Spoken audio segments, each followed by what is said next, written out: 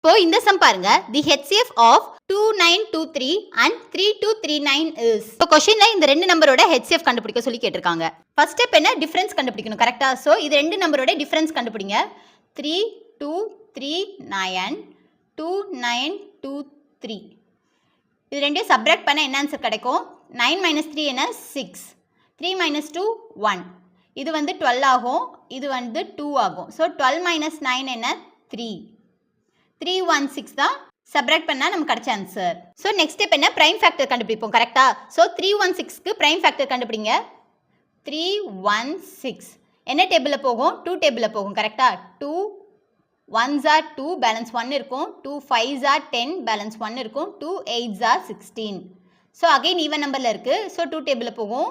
2 7s are 14 balance 1. 2 9s are 18. So இப்போ add நம்பர்ல இருக்கு.